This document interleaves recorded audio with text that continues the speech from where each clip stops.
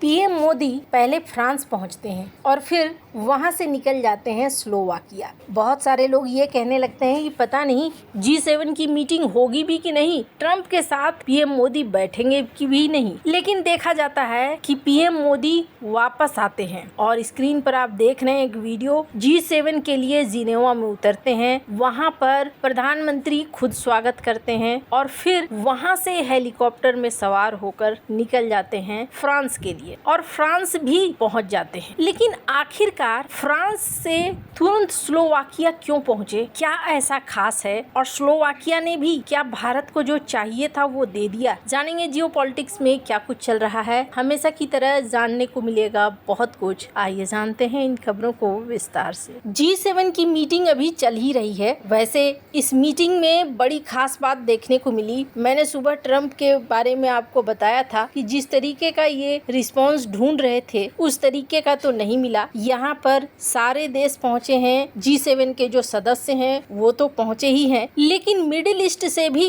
खास तौर पर इजिप्ट को, कतर को, UAE को न्योता दिया गया और ये लोग यहाँ पहुंचे भी। स्क्रीन पर देख रहे हैं आप इन नेताओं को। बहुत लोग इसमें कहेंगे कि पीएम मोदी क्यों नहीं है, तो ये जो खास बैठक थी, ये खास बैठक मिडिल ईस्ट के लिए थी और इससे पहले जेलेंस्की के साथ एक बैठक हुई। और सबसे बड़ी चीज क्या देखने को मिली, डोनाल्ड ट्रंप को एक संकेत दिया गया। क्या संकेत? जेलेंस्की जब यहाँ पहुँचे तो मैक्रोन खुद उन्हें रिसीव करने के लिए पहुँचे और मैक्रोन ने रिसीव किया, लेकिन डोनाल्ड ट्रंप के लिए एक प्रोटोकॉल ऑफिसर को लगा दिया गया कि वो रिसीव करेगा और प्रोटोकॉल ऑफिसर ने उन्हें रिसीव किया। एक तरीके से डोनाल्ड ट्रंप के प्रति यूरोप ने बड़ा ठंडा रवैया दिखाया, लेकिन हाँ, इसमें एक देश ने अभी भी डोनाल्ड ट्रंप के प्रति थोड़ी सहानुभूति और अच्छा रवैया दिखाया और वो था जर्मनी। स्क्रीन पर आप देख रहे हैं जर्मनी के चांसलर ने डोनाल्ड ट्रंप को एक टी शर्ट भेंट किया जिसमें 47 लिखा हुआ था। फुटबॉल के खिलाड़ियों का ये टी शर्ट खास तौर पर डोनाल्ड ट्रंप को बिलेटेड जन्मदिन के उपहार के तौर पर दिया गया और बड़े खुश भी नजर आए डोनाल्ड ट्रंप। पर सबसे बड़ी चीज यहाँ पर रही कि डोनाल्ड ट्रंप ने मिडिल ईस्ट के देशों के साथ अलग अलग बातचीत भी की। ये एक वीडियो देख रहे हैं जहाँ इजिप्ट के अल-सीसी पहुंचे, मैक्रोन ने डोनाल्ड ट्रंप को इशारा किया और फिर तीनों उठकर बातचीत करने लगे। डोनाल्ड ट्रंप अल-सीसी को देखकर बड़े खुश हुए। मिडिल ईस्ट की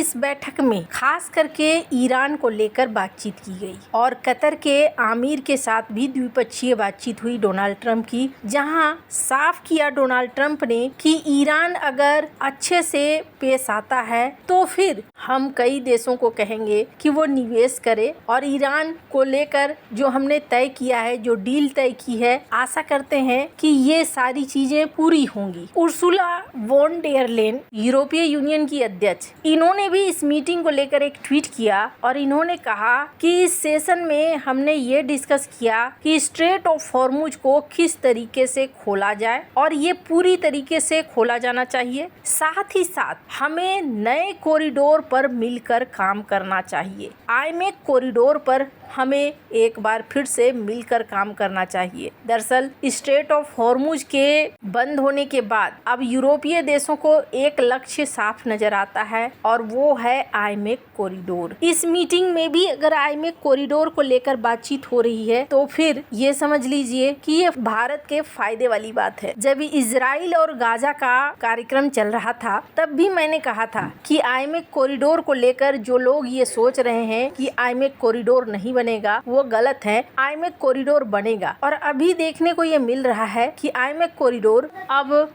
आधिकारिक रूप लेता हुआ दिख रहा है। भारत के लिए ये अच्छी बात है। अब ये तो रही G7 की बात। अब G7 में जेलेंस्की मौजूद थे, जिसके बाद जेलेंस्की और डोनाल्ड ट्रंप की एक बायलैटरल बैठक भी हुई है। कहा जा रहा है ये बैठक ऐसा लगता है जैसे जल्दी जल्दी में निपटाई गई, क्योंकि मैक्रोन ने कहा था मैं कोशिश करूंगा कि जल्दी से एक बैठक हो जाए ताकि ट्रंप के साथ आप अपनी बातचीत को रख सकें और ऐसा माना जाता है कि यही बैठक यहाँ आयोजित की गई। खैर, अब इस बैठक से कितना फायदा जेलेंस्की को होगा वो तो बाद में देखी जाएगी, पर पीएम मोदी यहाँ पहुँचे और अब जाकर भारत से कई मीटिंग शुरू होगी, लेकिन भारत को फायदा पहले ही होना शुरू हो चुका है। आईमेक कॉरिडोर को लेकर जहां यूरोप आक्रामक हो रहा है, तो वहीं दूसरी तरफ पीएम मोदी स्लोवाकिया पहुंचे थे और वहां पर भी पीएम मोदी को वहां का सर्वोच्च सम्मान मिला। और सबसे बड़ी चीज क्या है, एक बड़ा सवाल आज भी है कि पीएम मोदी स्लोवाकिया क्यों गए। यूरोप में तो बड़े बड़े देश हैं, जैसे जर्मनी है, फ्रांस है, इटली है, इन तीनों के साथ तो भारत का रिश्ता बहुत अच्छा है ही, फिर इन छोटे देशों के पास जाने का क्या मतलब है। तो इसका एक बड़ा मतलब है, स्लोवाकिया यूं ही नहीं गए। सबसे बड़ी चीज ये है कि 1993 में स्लोवाकिया के स्वतंत्र होने के बाद किसी भारतीय प्रधानमंत्री की पहली यात्रा थी ये। भारत और स्लोवाकिया ने अपने संबंधों को एक नए लेवल तक ले जाने का फैसला किया है, जिसमें डिफेंस, आर्टिफिशियल इंटेलिजेंस, अंतरिक्ष, civil nuclear energy, manufacturing, transport, इन सब में एक साथ मिलकर काम करने की बात कही गई है। अभी भी आपके मन में सवाल आएगा कि आखिरकार ये अचानक से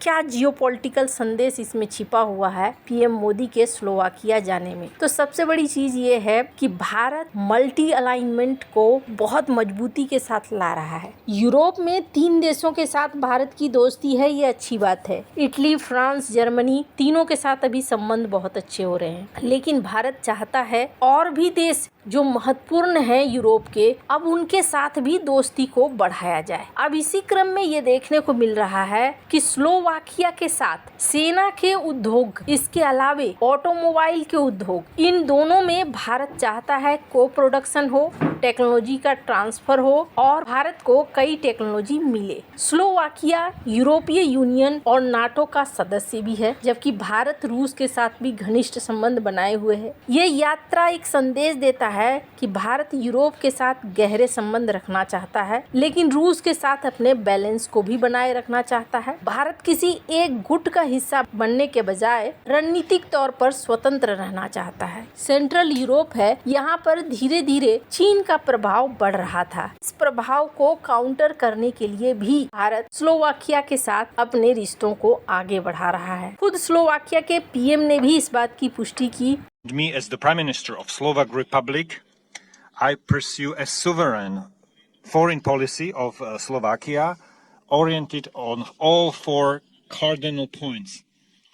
With great respect, I follow how international law, how important it is to you. Only if we comply with the international law, only in that way we'll be able to resolve conflicts and wars. And we also share the same opinion when it comes to the importance of इस free trade agreement के बाद उनके auto industry को भी बड़ा बल मिलेगा। आपको क्या लगता है, क्या भारत यूरोप में कुछ ज्यादा ही घुस रहा है? कमेंट कर अपनी राय जरूर बताएं। जल्द मिलते हैं अगले वीडियो में नई खबर के साथ।